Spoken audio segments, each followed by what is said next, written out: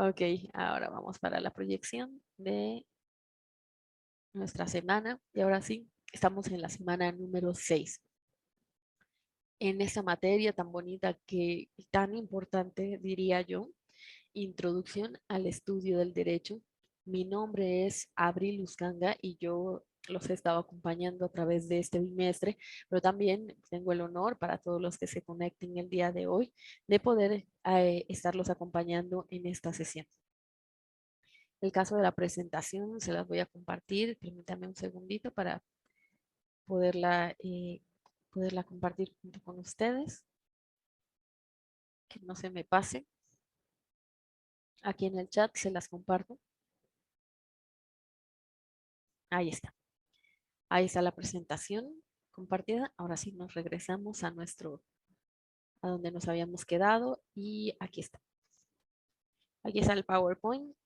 Bueno, vamos a empezar con un muy breve repaso acerca de lo que vimos en las sesiones pasadas.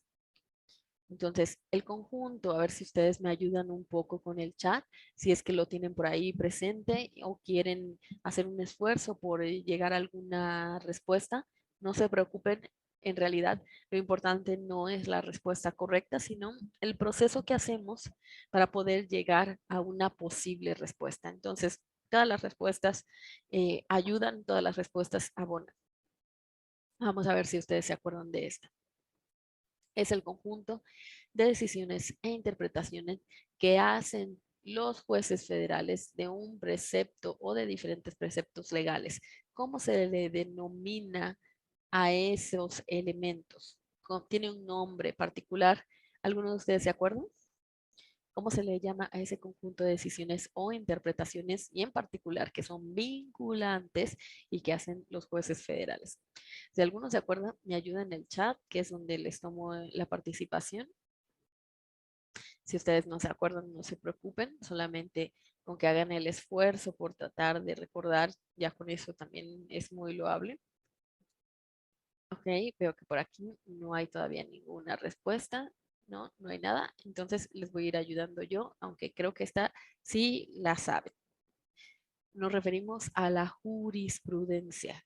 Acuérdense que eso era un tema bien importante que estábamos revisando y que analizamos en múltiples ocasiones y decíamos que la jurisprudencia en particular sale, se desarrolla, se crea por parte de los jueces federales, de los magistrados y de los ministros.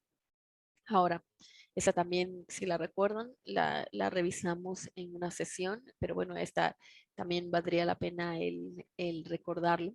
Son revelados por la razón y la conciencia que encierra una verdad jurídica universal.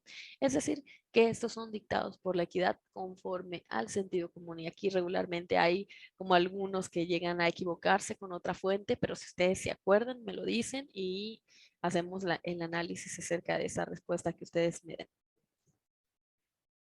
Por el momento no veo a nadie en el chat, entonces voy a aprovechar para darla yo. Acuérdense que estamos hablando de los principios generales del derecho. ¿Vale? Vamos a la siguiente pregunta. ¿A qué tipo de fuente del derecho pertenecen las obras literarias, en las cuales los autores manifiestan sus opiniones sobre el sistema jurídico? ¿Alguno se acuerda de esta respuesta? ¿Cuál será esa fuente?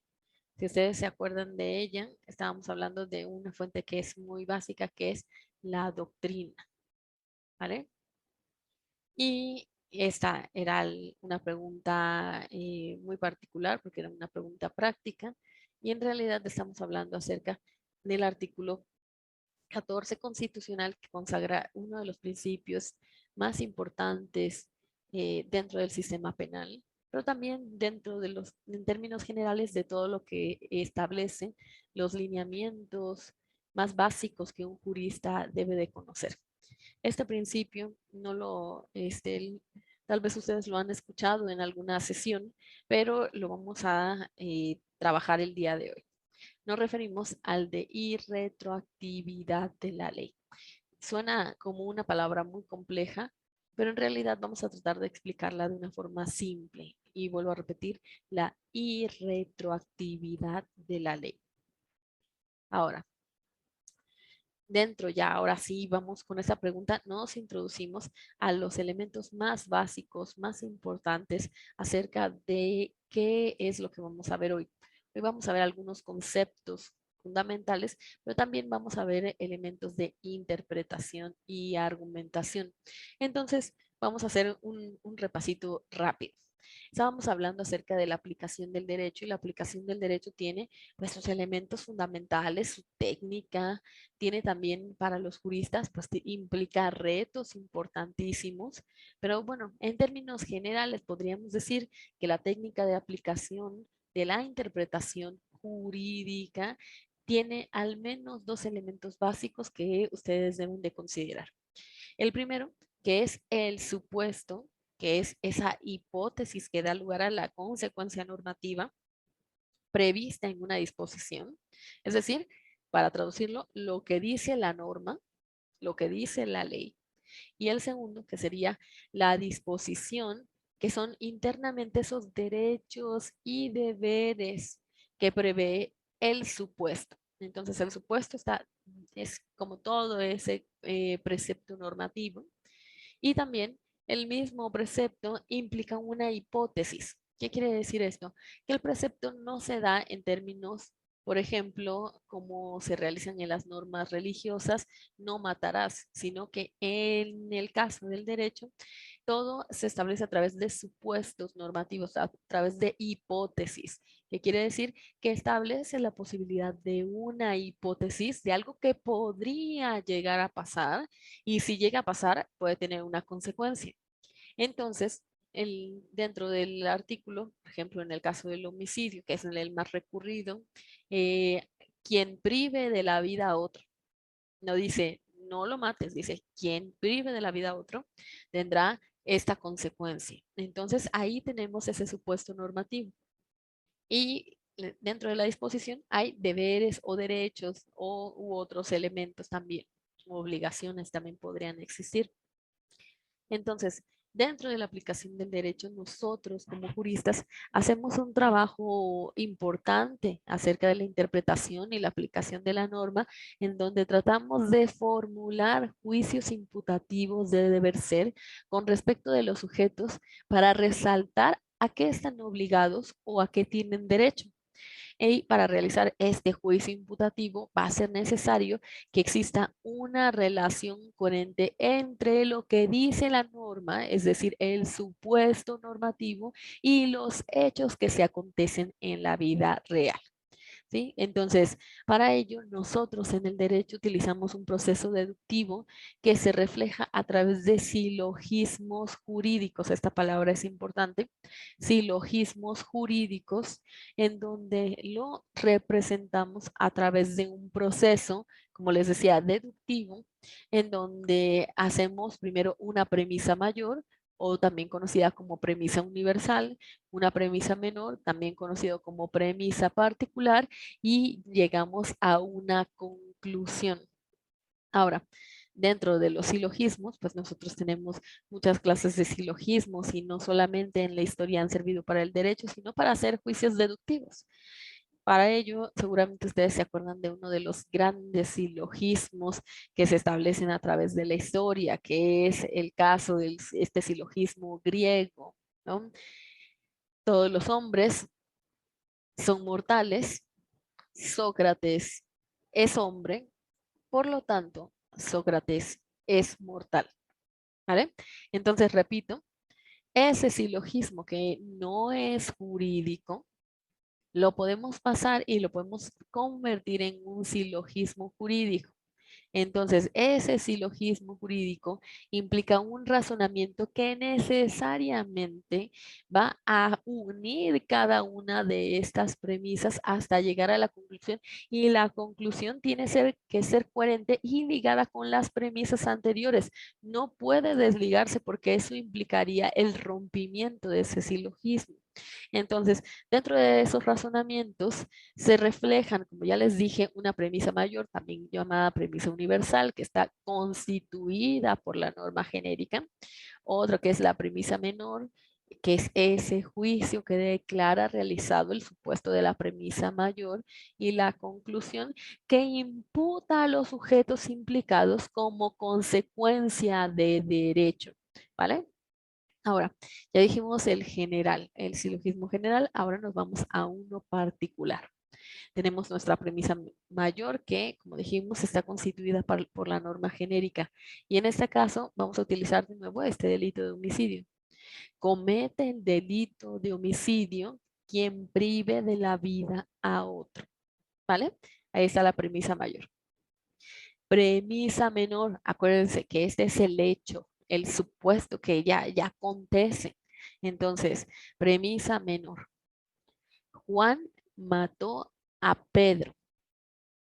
¿Vale? Ahora, la conclusión, ustedes que están ahí ya escuchando los silogismos, ¿cuál sería la conclusión? ¿Cómo podríamos concluir esto? Tratando de llevarlo a ese supuesto, a ese silogismo jurídico. Vuelvo a repetir, premisa mayor, cometa el delito de homicidio quien prive de la vida a otro. Ahí está la norma. Segunda, premisa menor, premisa particular, que sería Juan mató a Pedro. Conclusión, podría decirse en principio, acuérdense que en el derecho hay muchos elementos que podrían no llevarnos o no comprobarse esa conclusión, pero digamos que en un término o un plano fácil podríamos concluir que Juan cometió el delito de homicidio, ¿vale? Y ahí ya estamos conjuntando nuestra premisa mayor, nuestra premisa menor y hacemos una conclusión. Muy diferente a que si yo les dijera, premisa mayor, de nuevo, comete el delito de homicidio quien prive de la vida a otro. Premisa menor, Juan abrazó a Pedro.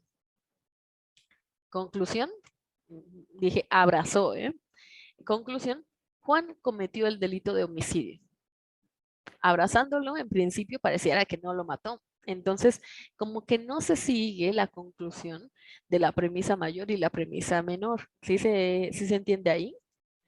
Entonces, como que ya no cuadra eso. Por eso es que los silogismos deben de estar muy concatenados entre sí como si fuera un bordado, ¿no? Y si falta una puntada, podría ser que ese bordado ya no sirviera igual o que se viera diferente. Entonces, estos son elementos básicos que nosotros utilizamos para tratar de hacer una imputación y darnos cuenta si efectivamente quien decimos que es culpable o si quien decimos que es inocente, y así sucesivamente. Entonces, para esto necesitamos entrar a elementos de interpretación de la ley.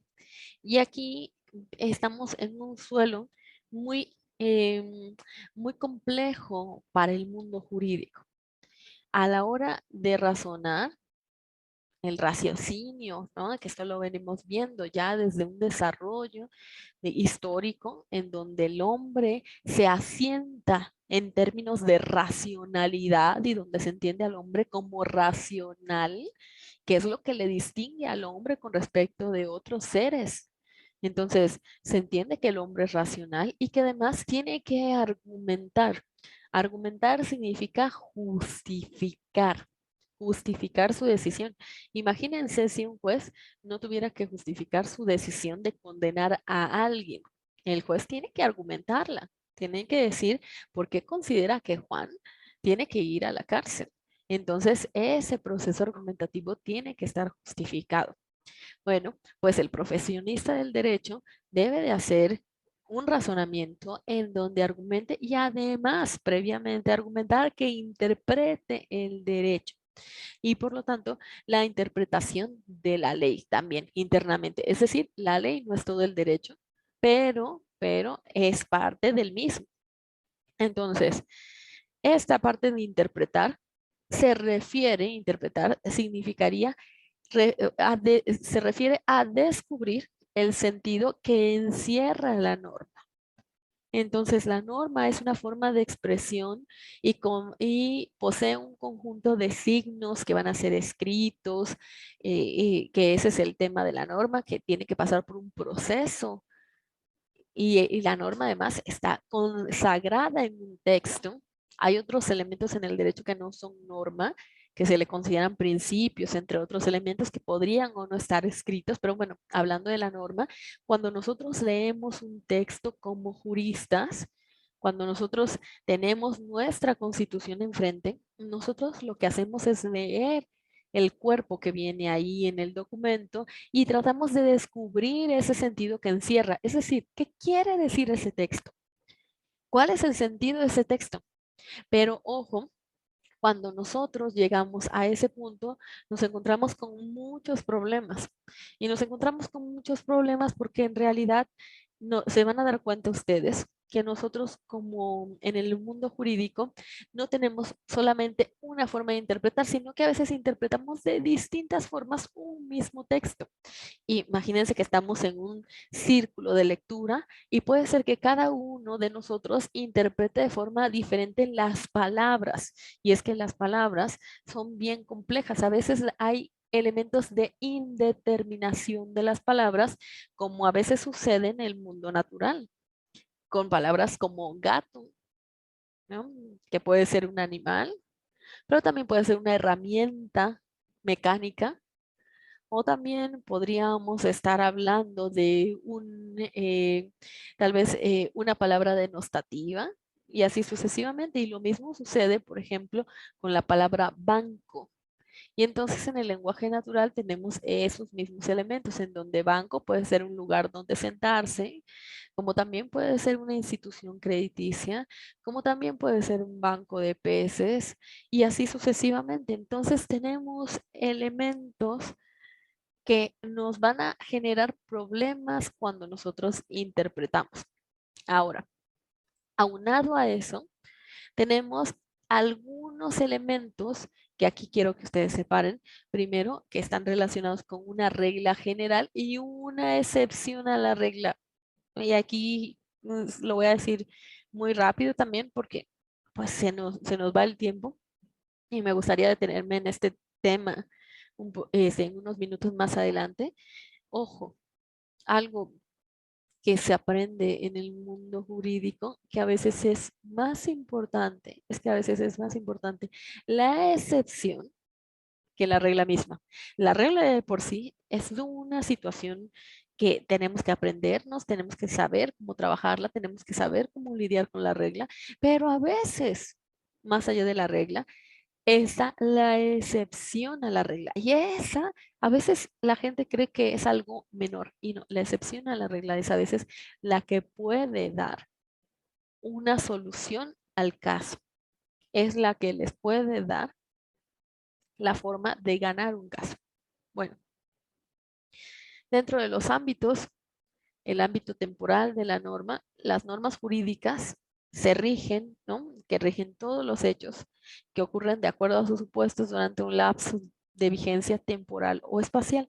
Entonces, podemos decir que el derecho, como la física, se rige por elementos de espacio y tiempo. Y para nosotros es bien importante el tema del espacio y tiempo, porque siempre nos preguntamos, ¿dónde sucedió y cuándo sucedió?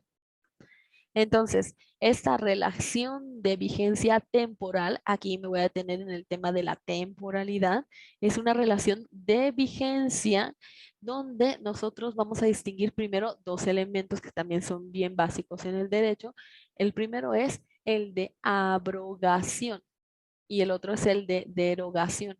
Y a veces cuando los juristas están empezando a estudiar, a veces los confunden, pero yo quiero que hoy quede claro este tema.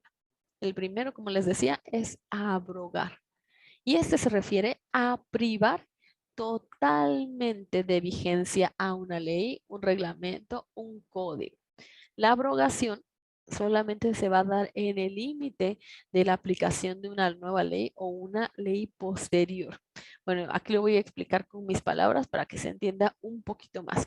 La abrogación se refiere a eliminar el valor, a quitar la vigencia total de todo un cuerpo normativo. Entonces, tanto abrogar como derogar estos dos elementos son importantes en el derecho porque son parte de la cotidianidad del derecho.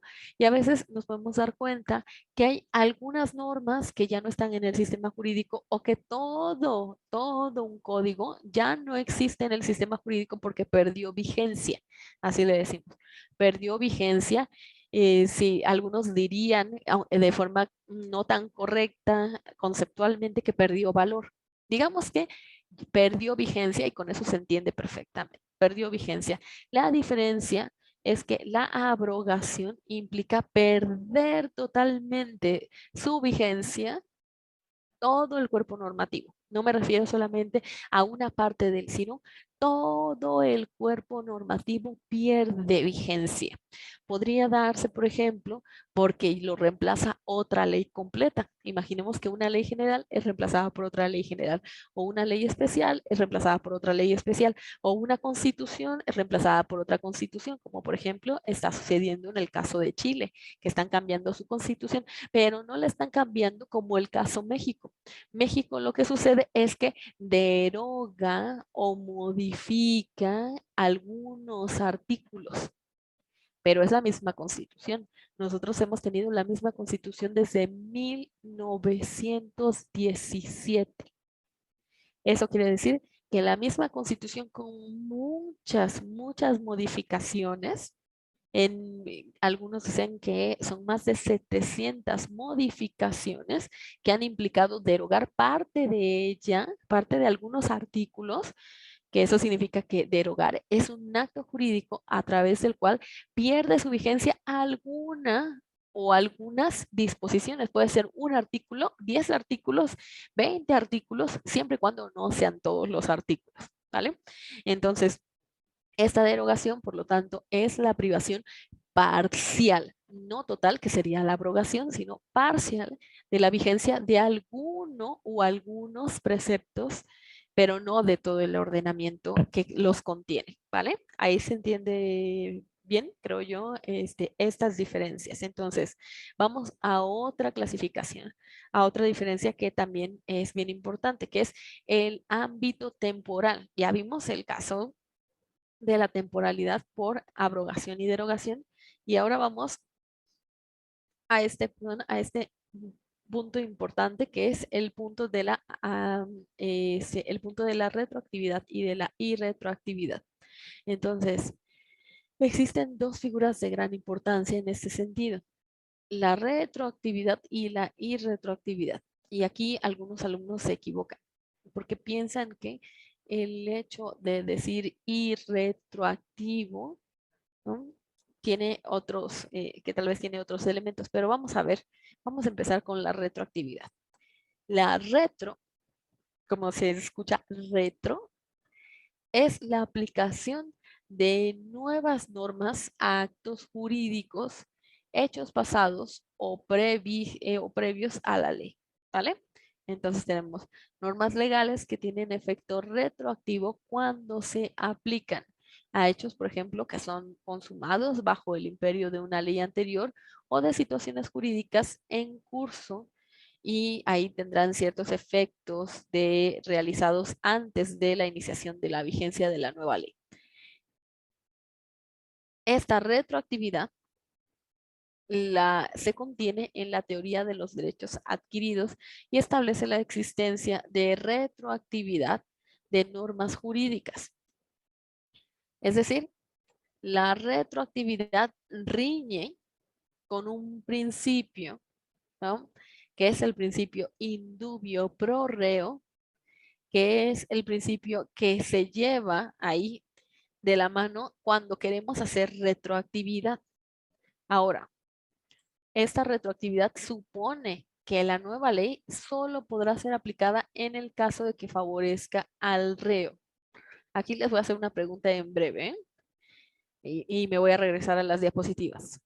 Por otra parte, está la irretroactividad de la ley. ¿Qué significa esto? La irretroactividad es ese principio general que indica que ninguna ley debe de producir efectos retroactivos en perjuicio de ninguna persona. Y entonces se concluye que la retroactividad es lícita solamente cuando beneficia a los particulares y que la irretroactividad de la ley se contempla en el artículo 14 constitucional. ¿Vale? Hasta ahí voy a quedar. Entonces la pregunta de nuevo aquí para ustedes, a ver si quedó más o menos claro este tema, está relacionado con cuál es la regla general y cuál es la excepción a la regla. Ojo, díganme, ¿cuál es la regla general? Primero vamos por esa pregunta. ¿Cuál es la regla general? ¿La retroactividad o la irretroactividad? ¿Cuál es la regla general?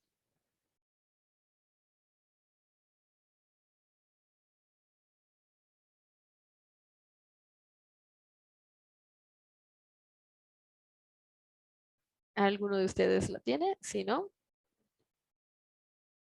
va a darles oportunidad de participar, pero veo que no hay ninguna participación, entonces yo continúo. Entonces, tenemos por regla general. Ok, Belia, muchas gracias por la participación. Belia dice que la regla general es la irretroactividad. Muy bien, muchísimas gracias, Belia. Además, es muy atinada su participación. Efectivamente, como ha dicho Belia, la regla general es que sea irretroactiva. Es decir, que no se pueda aplicar una ley posterior a un acto anterior. Esa es la regla general, porque vulneraría los derechos del ciudadano o del gobernado, ¿vale? Vulneraría los derechos. ¿Por qué? Imagínense que hoy se expide una ley que prohíbe la utilización de, voy a poner un caso muy básico, de bigote y barba en los hombres, pero que lo castiga con cárcel. Y esta ley la quieren utilizar hacia atrás. Es decir, que todo aquel que haya utilizado durante julio y lo que va de agosto bigote o barba, que va a ir a la cárcel. Y entonces lo primero que pensaríamos es, como juristas diríamos, espera un momento, esto no puede aplicarse porque hay un principio de irretroactividad que indica que una ley posterior no debe de normar los casos anteriores en contra del gobernante, porque eso sería sin muy claramente, por aquí veo al compañero que él trae su bigote ahí, y Delfonso, Ildefonso, y por supuesto Ildefonso diría, no, ¿cómo va a ser? Si yo no sabía, ¿cómo lo voy a saber para atrás? ¿Cómo voy a saber que en realidad estaba prohibido utilizar bigote y barba? Entonces, y ahí claramente los juristas dirían, esperen un momento, eso no se puede hacer, porque dañaría el principio de irretroactividad de la ley, porque es imposible pedirle a alguien algo si no estaba prohibido. Es decir, ¿cómo podría yo cumplir una normativa hacia el pasado? Es imposible. La normativa puede aplicarse, pero tendrá efectos al futuro. Es decir, si hoy se prohibiera y tuviera entrar en vigor mañana, entonces hoy Ildefonso tendría que rasurarse y quitarse su barba y su bigote porque la ley lo prohibiría, pero sería para mañana, no sería para ayer, ni sería para el mes pasado, porque si no, eso vulneraría los derechos del gobernado. Entonces, eso es lo que significa la irretroactividad de la ley, que es lo que prevé el artículo 14 constitucional y es esa garantía que consagra los derechos del gobernado. Ahora, esa es la regla, ¿vale? Ahora, hay una excepción, como siempre hay en todo, hay excepción a la regla. Y hay una excepción donde sí se puede dar la retroactividad. Esta es la excepción, ¿vale? con el principio indubio pro reo. ¿Qué quiere decir eso? Bueno, pues este principio riñe y va de acuerdo a la retroactividad porque es en favor al reo. ¿Sí? Entonces, eso es lo que significa en favor del reo. En favor el del reo significa de quien está en prisión, de quien está en la cárcel. Entonces, imaginemos, voy a poner otro ejemplo muy breve porque igual se nos va el tiempo. Otro, otro ejemplo muy breve. Imaginemos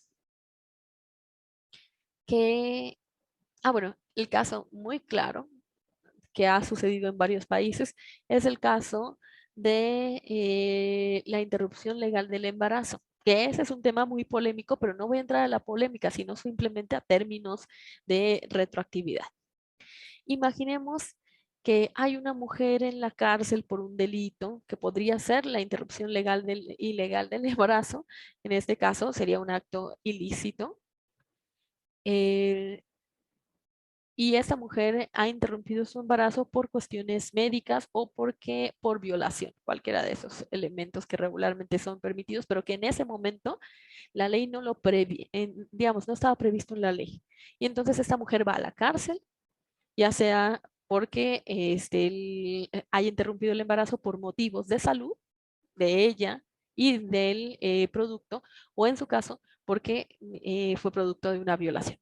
Y entonces la ley en ese momento, imaginemos que preveía cárcel. Y entonces la mujer va a la cárcel, me parece a mí injustamente, pero eso no voy a poner muchos elementos, sino ese es el caso. La mujer está en la cárcel. Ahora imaginemos que en ese mismo país se modifica el código y entonces se prevé que ese no sería un caso que ameritara cárcel. Y entonces se cambia la normativa y ese supuesto ya no está previsto en la norma. Es decir, que deja de estar penalizado. Imaginemos que la mujer tiene que pagar 10 años de cárcel. Ella lleva 5 años en la cárcel y le faltan 5 cuando se hizo esa modificación de la ley. Entonces, hábilmente, por supuesto, ustedes se dan cuenta ahí que hay la posibilidad de utilizar la retroactividad de la ley a través del principio indubio pro reo, cuando regularmente no debería, porque acuérdense que la regla general es la irretroactividad, que esta ley no puede regir para atrás, sino solo para adelante. Pero yo les decía, a veces es más importante la excepción que la regla misma. Entonces, la excepción a la regla, que es la retroactividad a través del principio indubio pro reo, entonces lo que hace es que esta mujer que está aquí, ojo, ¿qué sucedería? Obviamente no es automática ni inmediata, sino que tiene que hacerse procedimiento, que sería el tema de la ejecución de la sentencia, pero esa mujer tendría que beneficiarse, si se solicita así, de la retroactividad de la ley a través del principio indubio pro reo, porque eso ya no es más un motivo de encarcelación en ese país. Lo fue, cumplió hasta que se cambió. Y de ahí se pueden hacer gestiones internas dependiendo de cada uno de los países, solicitando la aplicación de la retroactividad de la ley indubio pro reo por ya no existir esa ley, no más. ¿Vale? Y entonces esa mujer tendría que gozar de los beneficios de la libertad con la aplicación de este principio. ¿Vale? Entonces, ese es un tema bien interesante y lo mismo podría pasar con otros casos, otros delitos que van desapareciendo en los códigos. Por ejemplo, anteriormente recuerden que había algunas leyes o algunos artículos relacionados con el abigeato. El abigeato implicaba el robo de ganado, que ahora terminó solamente siendo el tema de robo. Está contemplado con el robo, pero el delito de abigeato, que era el robo de ganado, ya no existe. ¿Por qué? Y aquí esa es una parte interesante. Todo cambia. El derecho va cambiando como va cambiando la sociedad y anteriormente en esas sociedades que eran más sociedades agricultoras, unas sociedades donde había el más ganado, donde había, digamos, donde había muchísimo más actividad en el campo. Bueno, era muy importante tener delitos relacionados con el robo de ganado, porque el ganado era el sustento de toda una familia. Entonces, se hacían delitos particulares para el robo de ganado en lugar de dejarlo en robo en términos generales. Bueno, pues eso va cambiando, como también en algunas legislaciones se establecía, por ejemplo, el caso de la indemnización por promesa de matrimonio. No sé si algunos se acuerdan de esto en algunos códigos, en donde se establecía que una pareja que llevaba, imaginemos, 10 años, dependiendo de cada uno de los códigos, 10 años, y alguno de los dos los dejaban, entonces había que generar una indemnización por el tiempo utilizado de la pareja y era la promesa de matrimonio. ¿No? Ya no existen muchos códigos tampoco, pero así ha ido migrando esto a través del tiempo, que es lo bonito. Dice Belia que 5. Ok, sí, y estaban en diferentes códigos, también eso es también bien interesante, porque en México en cada uno de los códigos de los estados se puede prever mediante esa soberanía que tienen los estados, no me refiero a los estados-nación, sino los estados que conforman la República Mexicana, podía tener diferentes años, por eso no me atrevo tampoco a decir una temporalidad, incluso ha ido desapareciendo eso de los códigos civiles. Pero bueno, yo creo que con eso ya queda más o menos como claro, espero yo, el tema de la retroactividad y la irretroactividad y cuál es la regla general y cuál es la excepción a la regla, ¿vale? Entonces, tenemos aquí también algo que quiero comentarles el día de hoy, es el tema del ámbito espacial, ¿no? Espacial de la norma. Les decía yo, ya terminamos con el ámbito temporal, que implicaba el tema de la abrogación, de la derogación, de la retroactividad y la irretroactividad, que todas esas pertenecen al ámbito temporal. Ahora, en el ámbito espacial de la norma, es aquel ámbito en donde la norma señala la validez territorial de las leyes que se circunscriben al lugar donde se ejerce esa soberanía del poder del Estado que las dictó y que rige para todos los sujetos que se coloquen dentro de esa hipótesis normativa. Es decir, como nosotros ya lo sabemos, porque creo que esto ya lo habíamos comentado en otra sesión, bueno, que hay lugares, hay temporalidades, pero también hay espacios en donde rige una norma jurídica.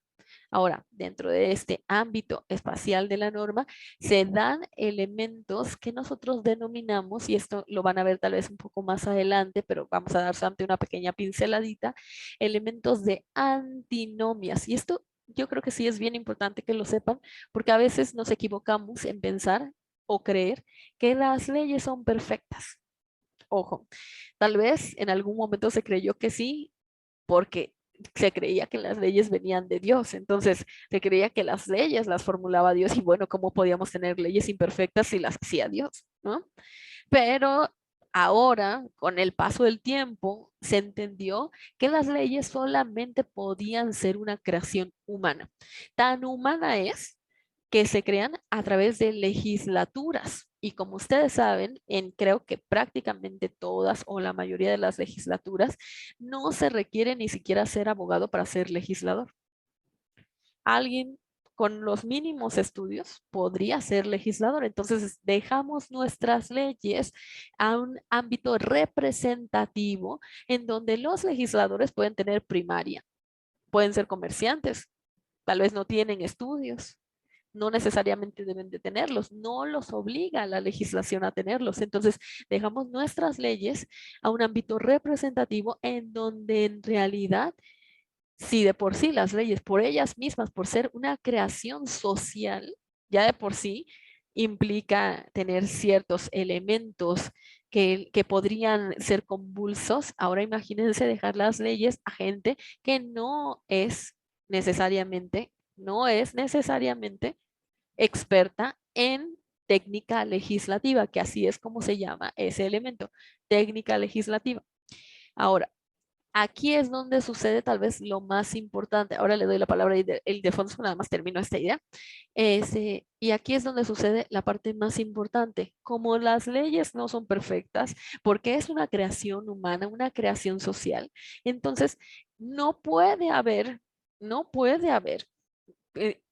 una ley totalmente perfecta. Puede ser una ley muy buena, que regle muy claramente el tema del momento donde se realiza esa ley, pero también tenemos la necesidad de que esa ley vaya avanzando junto con la sociedad. Ahí es donde se dan dos efectos muy particulares. Uno es el de las lagunas, es decir, donde las leyes, como un quesito, pues a veces tengan algunos elementos de lagunas, algunos espacios sin llenar o que nadie haya previsto, porque también van sucediendo cosas nuevas en una sociedad. Y entonces en una sociedad podría ser que en realidad, pues en una sociedad no se tenga contemplado X delito y después surja la necesidad de contemplarse. O que en su caso, como es lo que está aquí en esta diapositiva, que surjan antinomias. Entonces, las antinomias son las incongruencias o contradicciones que pueden presentarse entre dos leyes y también entre diferentes partes de una misma ley. ¿Qué quiere decir? Pues que a veces las leyes, alguna ley puede decir permitido pasar y otra ley puede decir prohibido pasar. Permitido pasar al salón de clase, prohibido pasar al salón de clase. Permitido pasar a la sala de operaciones, prohibido pasar a la sala de operaciones. Permitido entrar con alimentos, prohibido entrar con alimentos. A veces sucede. No es tan anormal encontrarnos con antinomias y estas las tenemos que resolver. Y para resolver esas antinomias tenemos tres reglas básicas. La primera es la de jerarquía. La ley con más jerarquía tiene mejor calidad para subsistir que la de mejor jerarquía, como todo en el mundo, ¿no? Las jerarquías son bien importantes. La de segundo plano, es la ley posterior tiene vigencia o va a subsistir frente a la ley anterior. Claro, todo en el derecho es bien importante, aunque siempre hay un principio de primero en tiempo, primero en derecho, en realidad en las leyes, la última ley es la que va a valer. No va a valer la ley de 1800 frente a la ley del 2000. Entonces, la ley del 2000 es la que va a prevalecer. O también las leyes especiales frente a las leyes generales. Y ahí también va a ser bien importante porque la ley especial va a prevalecer frente a la ley general. Y así son algunos elementos de cómo nosotros podemos resolver las antinomias. Por ahí, Ildefonso, si quiere comentar algo.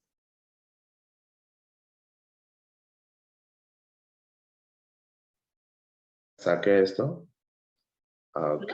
Mira, yo lo que quería comentar es el caso de los legisladores. Yo sí personalmente pienso que se debe exigir unos ciertos estudios a los legisladores, porque esa gente hacen esas normas y no creo que solamente se tiene que tener en cuenta que uno tiene que tener, digamos, conocimiento de causa para estar ahí y debatir sobre una cierta norma, porque esas normas son las que regulan la conducta humana en una sociedad.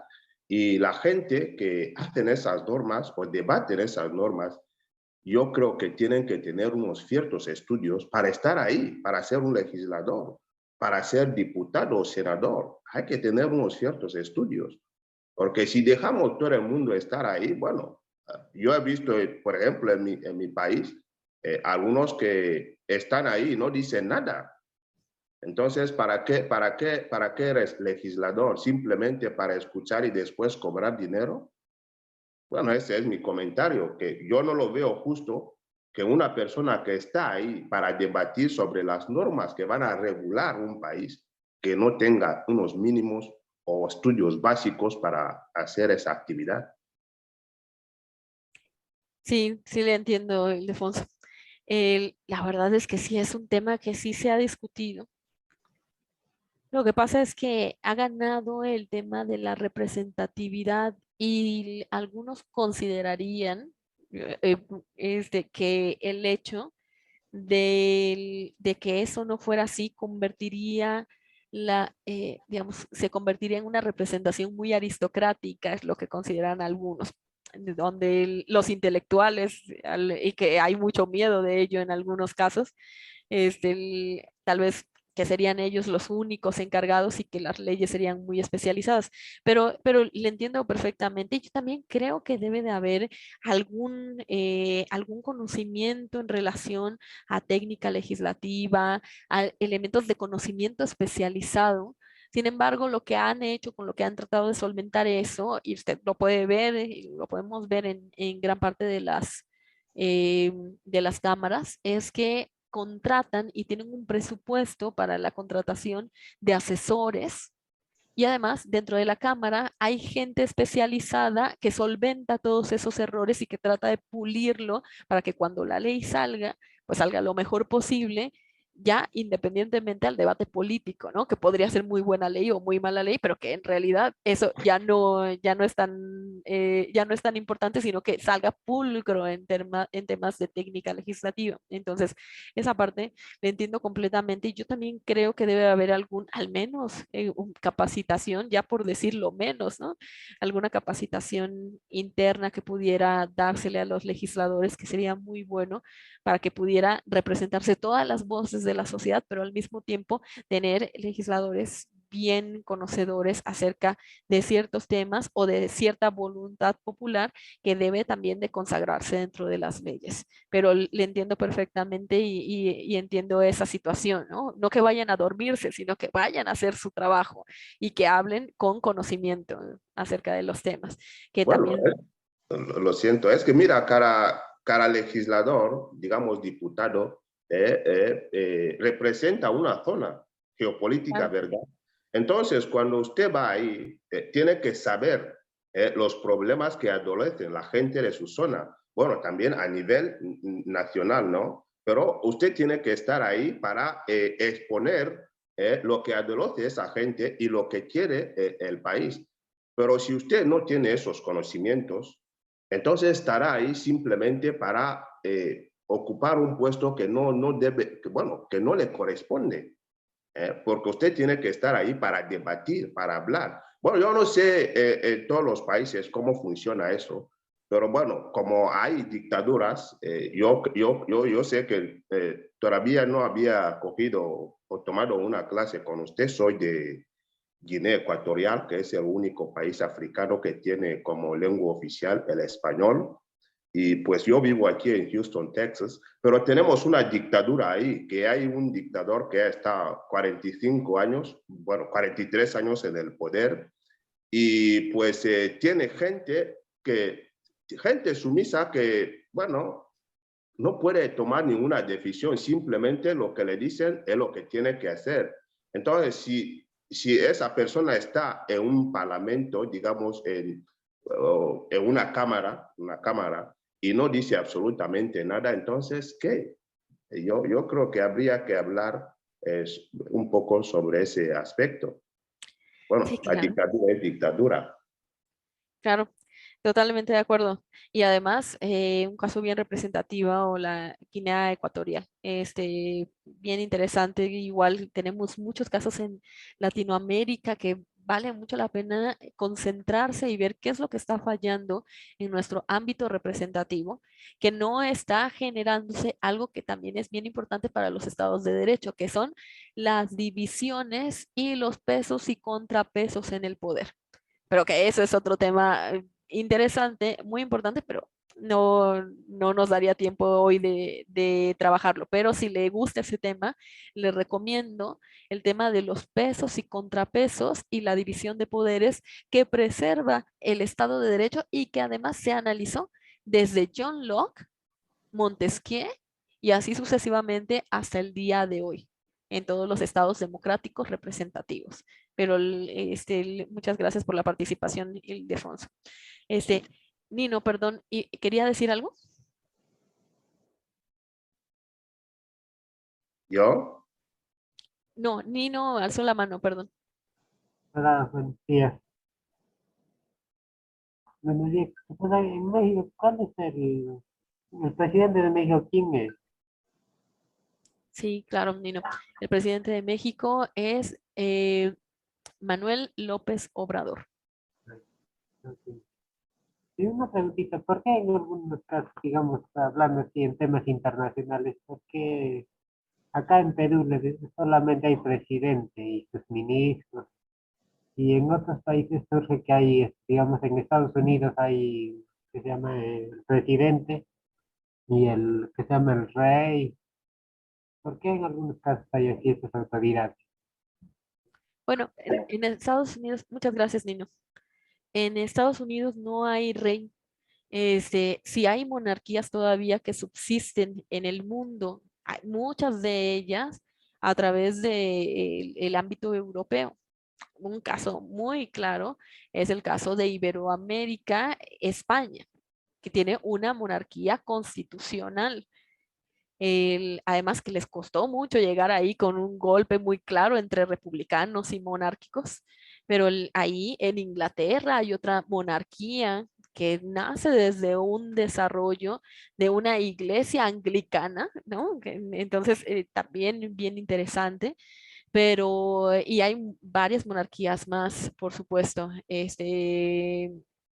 pero en Latinoamérica no, hay dictaduras, hay gobiernos autócratas. Especialmente en Estados Unidos no hay. Lo que sí es que hay una construcción diversa del estadio político.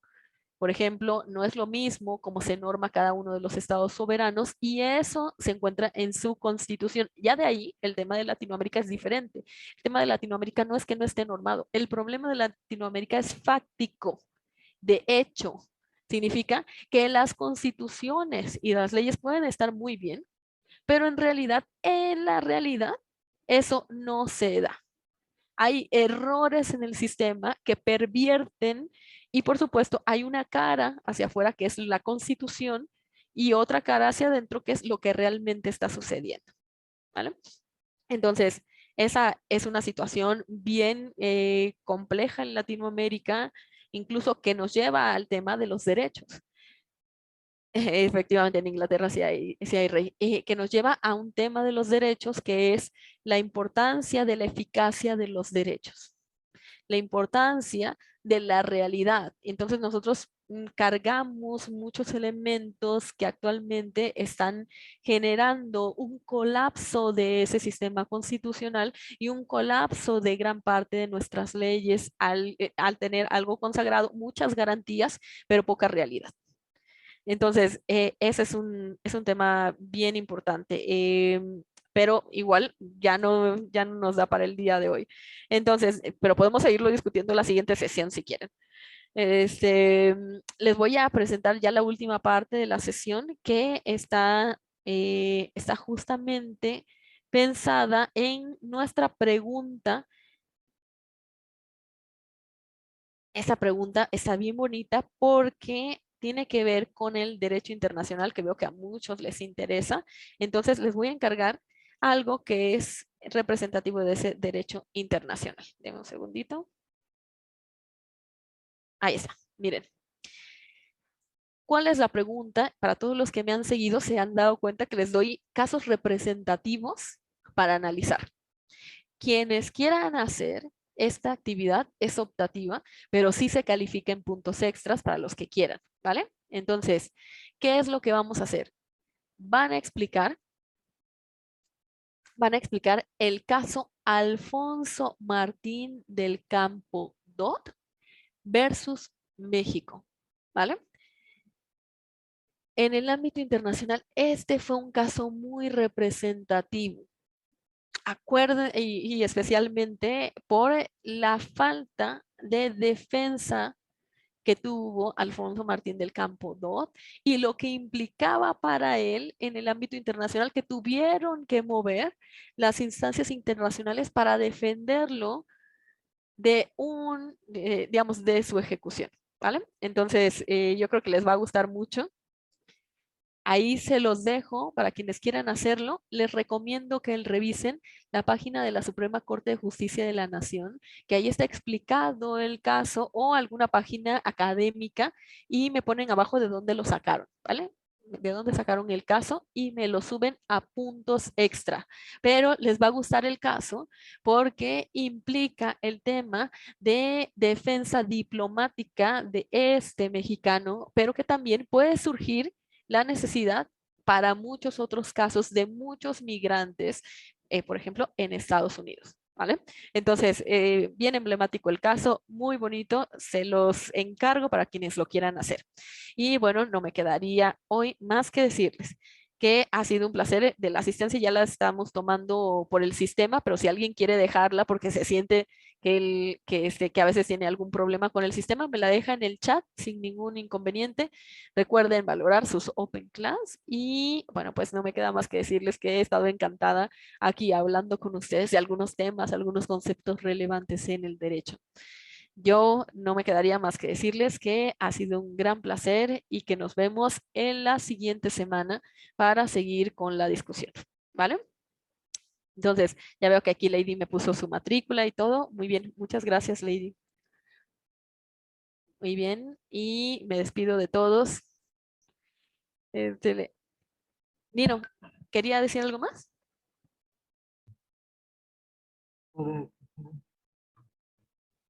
Ya se, ¿No? ya se me fue mi pregunta que yo dije. Bueno, no se preocupe, en la siguiente clase nos vemos. Ya me acordaré. A Sí, mí, gracias. o Sí, dígame. sea, ¿puede usted ha mandado el link de su clase que ha dictado ahorita? Ah, claro que sí. Ahora mismo se lo pongo en el chat, no se preocupe. Y por favor, Con todo gusto. Ok. Efectivamente, mira, aquí me pidió el tema de les pongo aquí el, el enlace de nuestra sesión del día de hoy. Y ahora sí, me despido de ustedes. Perdón, Ildefonso, ¿quería comentar algo? Sobre la asistencia, bueno, yo sé que llegué tarde. Sé que No pasa llegué tarde. nada. Pero, Me la pone aquí en el chat, Ildefonso. bueno, está bien. Sí, ok. Ok, no hay problema. Muchas gracias. Muchas gracias, Ildefonso, perdón. Ok, bueno, pues entonces nos vemos la siguiente sesión. Delia, perdón, Belia, ¿quería decir algo? Sí, profesora, estoy intentando entrar a la de la asistencia, pero no me da. Sí, es que actualmente se supone que ya la están tomando directamente el sistema. Por eso digo, se supone, porque en realidad se supone que al estar más de la mitad de la clase se la toma el sistema. Pero en el caso de que no fuera así, por cualquier cosa, porque esto es nuevo, entonces me la ponen aquí en el chat y ya con ello tenemos ahí la claridad de que si tenemos que revisarlo, lo revisamos y la aplicamos, por si Ah, ok. falla el Sí, sistema. ya, Sí, ya le puse mi matrícula entonces. muchas gracias. Vale, Muchas pues gracias, profesora, por su al atención. contrario, un abrazo a todos. Ahora sí, nos vemos. Bye, maestra. Bye, Hasta compañero. luego.